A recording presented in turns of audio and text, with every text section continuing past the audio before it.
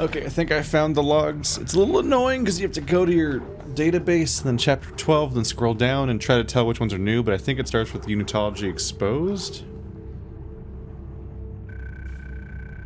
Excerpts from The False Messiah, a book banned on Earth and most colonies. A religion is born. When Michael Altman went public with his research in the Black Marker, the world was teetering on the brink of self-destruction. Many people, myself included, felt civilization was at an end. We couldn't change the world by ourselves, and most of us didn't want to. What Altman offered us, this chance at a rebirth for humanity, was exactly what our hungry, empty souls were looking for. Practically overnight, our hope for humanity was renewed. Millions flocked to his conferences to hear him profess to know the way to a new beginning. We stared in awe at the evidence of the alien artifact that would change everything, and we did whatever he told us to. We rallied against the government, we joined together in congregations to share his world, and we prepared ourselves for the future he said was coming. Where were you when Michael Altman was assassinated by our government? It's the question of our generation, I suppose. It's certainly the day when everything changed for me, and the world. The martyring of the scientist-turned-savior Michael Altman begat fanatical zealots, and I was one of them. We birthed and maintained the tenements of a new religion, known now as the Church of Unitology. I was only a follower, but I was suddenly a part of the biggest social movement in history. The riots that followed, and the crippling of our government, made us realize we finally had the power to change things. No one knows what is contained in the Black Marker. Some claim it contains a genetic string that grants immortality through gene therapy. Others say it contains the DNA of an alien life form. Even Altman confessed to not knowing exactly what it is for. The marker has been used to form the basic doctrines of the Church. As claimed in the popular book, Death is Only the Beginning. Humans will learn that by death of their worldly spirit, they will be reborn in unity as a stronger, unending community. Unity is forever. Death is an important event in the journey of a unitologist and seen as a necessary step to being reborn. The book is considered holy, and it may not be cremated or be allowed to decay in the ground. The body is considered... I'm just a mess. The body is considered holy and may not be cremated or allowed to decay. The bodies are given to the church for safekeeping. Where they're taken is unknown, but I've seen massive unitology compounds on all the major settlements I have visited. Curious, I asked around. No one would tell me what was housed inside, but I uncovered evidence of massive shipments of preservative chemicals being sent to the compounds on a regular basis. It was around this time that my superior, Paragon Fontenay, brought me in for the first soul cleansing. Despite the headaches and nausea that continued to plague me, I managed to sneak into the shipyard. I had almost regained full function of my legs and was able to make it into what appeared to be the nerve center of the operation. What I discovered were ships. Massive ships, and lots of them. Stasis storage tubes lined each of the hundreds of exposed cargo bays. I couldn't see any of the bodies, but I knew what the tubes were for. What I couldn't figure out was why the church needed to transport so many suspended bodies in what looks like deep-sea vessels. Before I could investigate further, I was recaptured and the real soul cleansings began. Yeah, they're specifically amassing large numbers of corpses just to feed it to the marker so they can create more necromorphs, basically. It's an entire religion based around that. The only question I have is whether or not the people in the leadership knew what they were getting themselves into exactly. Or if they genuinely are like these true believers that think that this is some kind of afterlife or rebirth that's genuinely like holy or something, or if the people at top are somehow like corrupted by the marker and just specifically want this to happen because they just want the necromorphs to spread or something. The USG Ishimura. From a CEC-sponsored article in the publication Amazing Universe. As many of our older readers may recall, resource management on Earth and on the colonies was not always as streamlined as it is today. There was a time when needs could barely be met by the non-extinct resources of Earth and the dwindling supplies of the colonies. Looking to the stars for additional resources, nothing new, but at the time, only smaller ships were shock pointable, and they were insufficient at keeping up with demand. Enter the Ishimura. The USG Ishimura, named after astrophysicist Hideki Ishimura, inventor of the shockpoint device, was the first of the massive planet cracker ships. Built 62 years ago, she has a long and storied career. The Ishimura was the first vessel of her size to utilize the shockpoint drive for large-scale commercial deep space expeditions. At the time of her inception, the Ishimura was hailed as the survivor of the Earth colonies, as the savior of the Earth colonies. She was created to mine and melt down entire small planets and moons. She was also the first ship capable of the scan and catch technique for harvesting mineral-rich asteroids. Using huge gravity tethers, the Ishimura can lock onto asteroids and pull them inside the ship's massive collection bays for smelting. At 62 years old, the Ishimura is still in remarkable shape. Much of the equipment has been upgraded over the years. Many spaces have been retrofitted to take advantage of modern advances in technology. Despite the long years of service, she is still the pride of the fleet and remains the largest planet cracker in the fleet. Whenever an important deep space mining project comes up and the Ishimura is available, she's the first ship to be called. It's ships like the Ishimura and the dedication of the men and women who crew her that have helped make Concordance Extraction Company the trusted, dependable workhorse that it is today. So that's why the Ishimura looks like this. Like, it just looks like this, like, decaying, rusty mess of a thing. It's this piece of remarkable technology that's just really, really old, but it's really expensive, and it's really useful for what it does, so they just keep bolting on improvements forever instead of replacing it. Background request to Zach Hammond. Per your request, here's what we could find on your hastily assembled crew. Isaac Clarke. Isaac was born to Paul and Octavia Clarke on Earth in the eastern seaboard region of the American Republic. Paul Clarke was an award-winning ship architect employed by the Galactic Union Marine Corps. His record shows extended time off-world away from his family. When Isaac was born, Paul was given a temporary reassignment to an Earth-based GUMMC ship production facility. During the 4-year tour, Paul and Octavia raised Isaac together. When the tour was over, Paul shipped off for an extended off-world tour.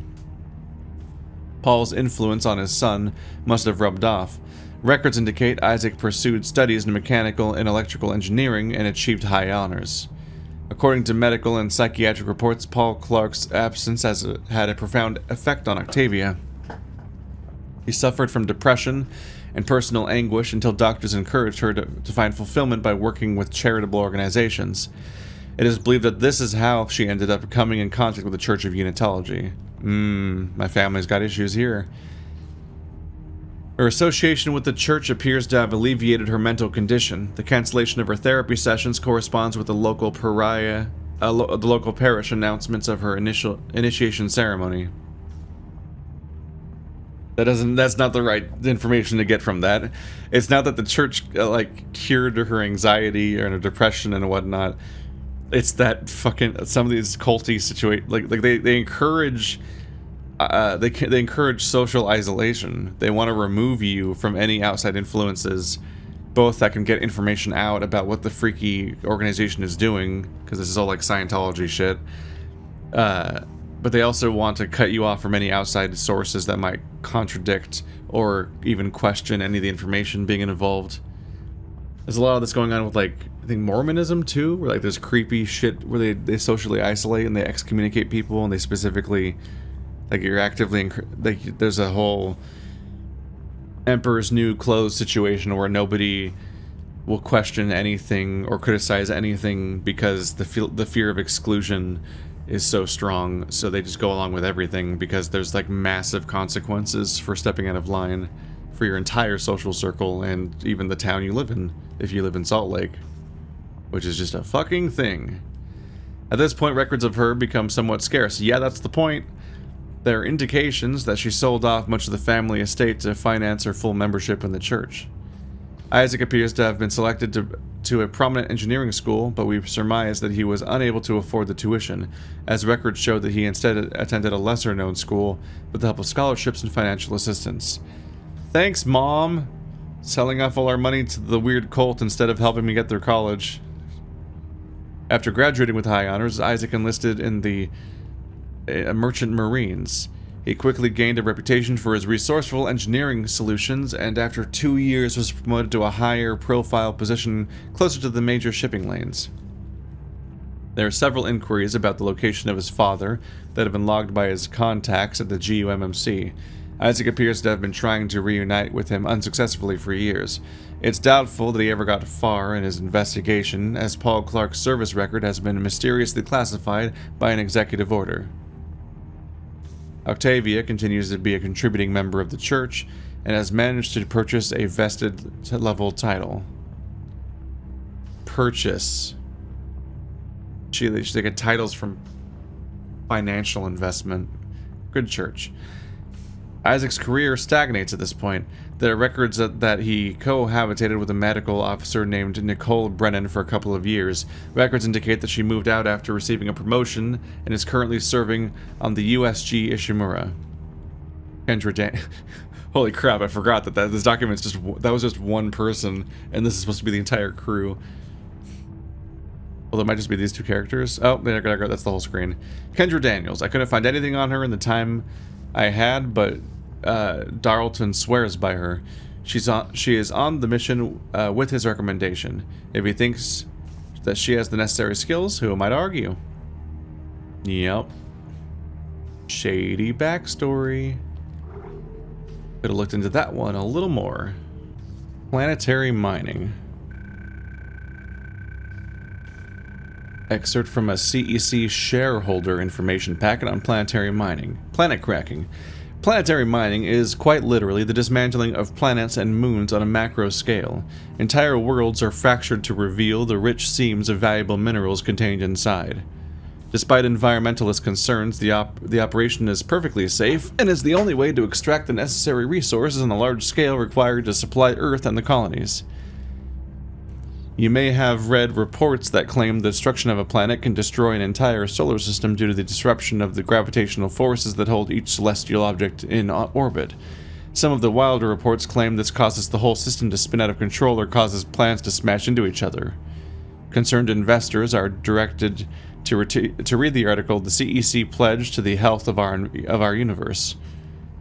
For a detailed breakdown of the truths about planet cracking, the short answer is: planet cracking is perfectly safe and provides an essential service to Earth and the colonies, a thing that they will always say about anything that is financially incentivized to be done, regardless of whether or not it's true. I love our world. With all planet cracks, the planets are carefully chosen for their mineral content, net worth, and the safety with which they can be dismantled. So anyway, here's a mining operation that was off limits, and here we are doing it anyway. Planet cracking is a lengthy process spanning from 3 to 5 years.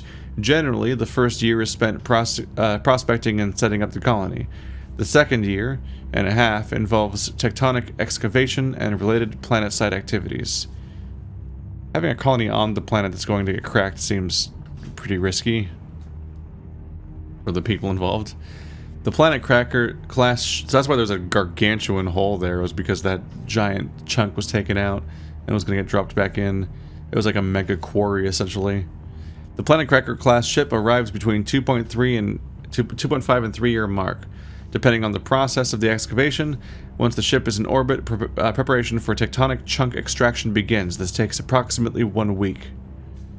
The removal of an excavated chunk from the planet into a stabilized geosynchronous orbit usually takes about 1 day, 24 standard hours. During this process, billions of tons of debris break off from the underside of the chunk, creating an instant asteroid ring around the planet. While the floating debris is extremely dangerous, the Planet Cracker ships have an excellent asteroid defense system, ADS, to keep the ship and crew safe from harm. So the very act of taking that wedge out of the planet is what created that asteroid situation I had to deal with, where it was just so fucking dangerous. So that they just have to solve that with guns. Depending on the size of the planet, this process is repeated until the entire planet has been broken up and processed. About us. The CEC is the largest solar mining and extraction company in the Earth colonies. It is also the 5th largest company in terms of market capital. It has become a powerhouse of industrial might and influential political force. With a generous budget allocating to election spending, CEC has always been able to maintain and improve its market position. The CEC owns over 400 deep space vehicles, including 5 planet crackers with the famous USG Ishimura as its flagship. The CEC was the first to develop deep space mining, asteroid catchers, and was the first to implement shock point drives for commercial use. We are the largest supplier of precious metals. Out of over 3 dozen planet cracks, only one operation has met with less than optimal results. Many may remember the Wanat disaster 11 years ago, wherein a planet cracker, 3 supply ships, and a colony were lost due to a gravity tether failure. Since then, CEC has worked closely with manufacturers and held crew training lectures to ensure a disaster of this magnitude never happens again. We take your financial well-being and the well-being of our employees seriously. When you invest in CEC, you are investing in the future of mankind. So the ship... I don't know if I believe the math here. The ship shows up 3 years into the process that's supposed to take only 5 years total, and like just takes away those giant chunks. Like, it was big by human terms, but by planet terms that seemed like it was just like a mountain basically. And a mountain is really small compared to a planet. How the fuck does one ship dismantle the entire ship by just eating up chunks of it for 2 years? That doesn't seem possible. It seems like it would take several lifetimes to eat up one planet. They said the entire planet's taken apart and processed too. It's like they didn't just say like, until we run out of stuff we want. They just said the entire planet. It's like, really? Like, just eat. The last one's got to be pretty tough, right? The last segmenting, like eventually the pieces you're breaking off got to be like relatively big compared to what's left of the planet too. So like, how do you pull it away when the rest of the planet's not heavy enough to sustain you pulling it away? The whole thing would just kind of come with you. At some point you lose gravity enough that like, at some point all of those asteroids you're creating just all fly off, right? As the planet loses gravity and they just all just go flying off into the solar system, and let's find out where those go. Hope they don't go anywhere important. But no, all things, everything else aside, more than anything, the timeline, I'm just like, what? That ship can eat a whole planet in 2.5 years? I don't know if I can buy that. Planets are really big. Even the small ones. Recombination study. Recovered file, personal log, Dr. G. Abernathy, automated transcript. Restricted access, maximum encryption. Day 3 of quarantine for the former Doctors Clifton and Hogan.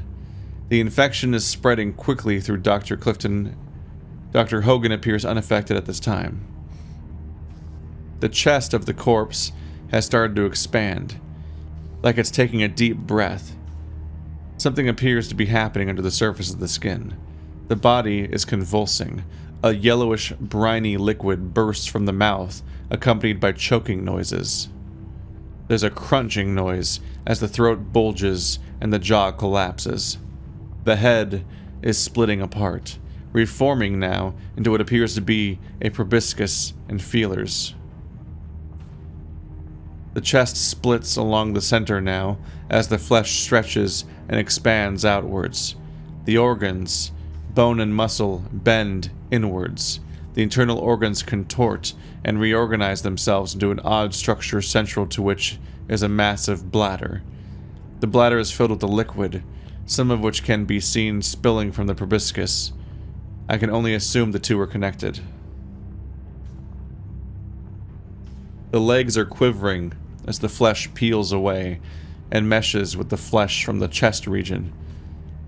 There was a sudden snap halfway through the process as one leg bends backwards. More quivering now, and the other leg is snapped at the knee. The changes appear to be slowing now. It starts to sit up. The body is convulsing, the legs flopping. It is trying to take its first step. Uneasy at first, but now it is adapting quickly. A half dozen steps and it seems to be perfectly at home with the new, contorted form. The splattering on the glass is making observation difficult. It appears Dr. Hogan's legs are elongating, somehow flaying themselves and now twisting with a mixture of his own internal organs into a single appendage. Like some sort of tail. His face is contorted, his jaws clenching and unclenching. Several jaw-like appendages are emerging from his every? That's a typo. The auto-transcripting software, it fucked up. From his ever-widening mouth.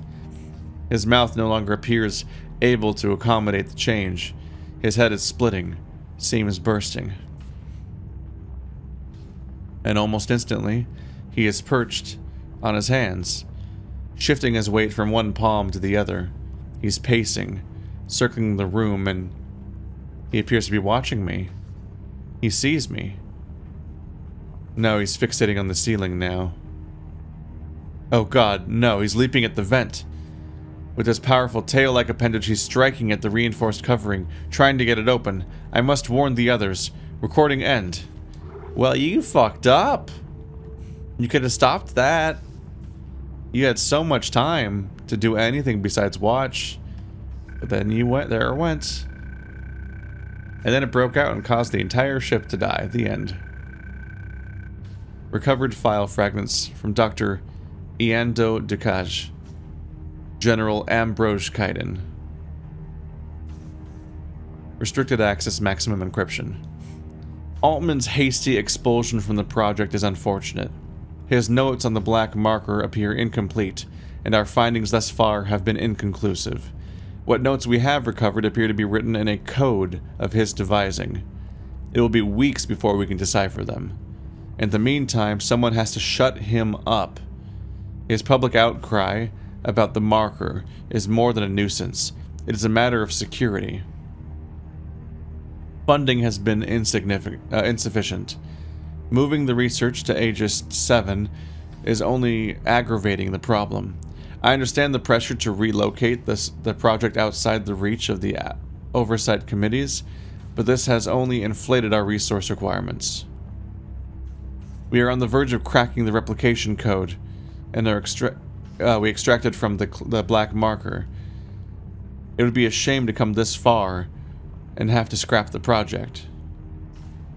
The continued financial infusion over the years has been appreciated, and I am pleased to share the results with you today.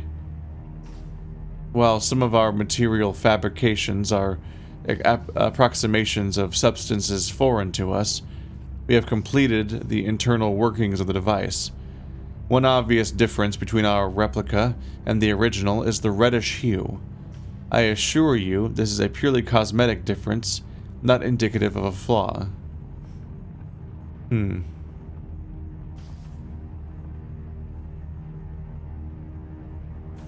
So the red marker's a fabrication? It's a copy? They saw the shit and they're like, yeah, let's make more of them. Yeah, I guess that's what the religion does, but damn. The device, when activated, began to emit a highly complicated rhythmic pattern across a wide band of frequencies, from actual sound waves through the electromagnetic spectrum to alpha, delta, and theta brainwaves. It seems mostly inert and harmless aside from some slight interference with communication equipment. We are proceeding with the final construction. We've run into a disturbing but fascinating find. In recreating the DNA instructions gleaned from the black marker, we've managed to create a recombinant microbial life form. It seems dormant at first, even when placed in a bath of rich nutrients. Were it not for Dr. Clifton's poor hygiene, we might have deemed the attempt a failure.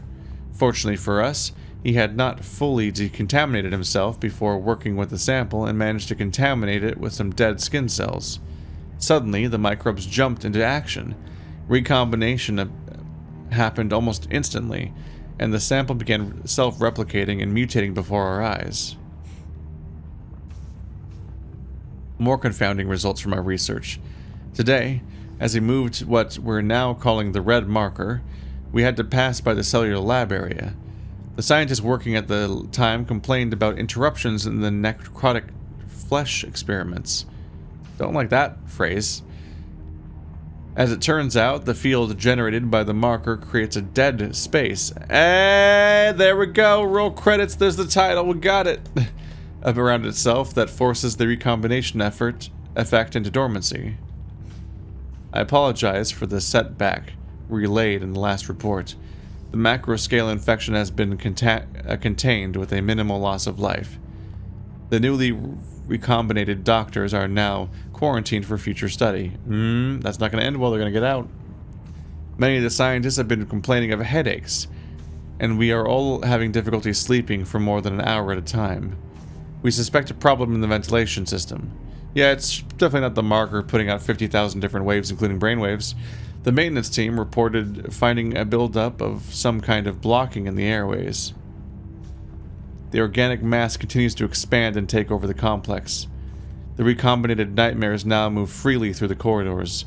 My remaining crew is hastily constructing a transmitter for the marker in an attempt to broaden the signal it is emanating. Dr. Foster said the idea came to him in a vision. Our hope is to use the signal to keep the unchecked infection from spreading to the landing area. There's little time remaining. We must send help as quickly as possible. Our lives are in your hands. Well, that's unfortunate for you, because you're definitely dead then. Bye! That's just distress. I get some like The Thing vibes from parts of that. Obviously, there's the body horror, recombinating of the bodies and the morphing and all that. But like hiding in the vents, I'm just thinking of how like that. There's a scene from The Thing where it escapes up into the ceiling or something from the dog kennels, and it's like, well, there you go. Now it's in the ventilation. Now it's just gonna spread biomass throughout the entire facility. And whenever you see any of it, it's probably just like a section of it, or like some of it coming at you, but not like even killing that thing won't kill it. It's just like a thing it made. You really get heavy into the cosmic horror stuff, where usually it's like it's usually like some form of technology. Oh, that's man going too far, or seeking knowledge that it shouldn't have, or something from the deeps, some kind of like insight. And so like realizing that what unearthed the marker that's doing all this like cosmic horror shit ultimately came because they removed a gargantuan wedge from the planet, and under there somewhere was some shit that was going down. Yeah, that's in keepings with the series. Alright, well that was a lot of lore.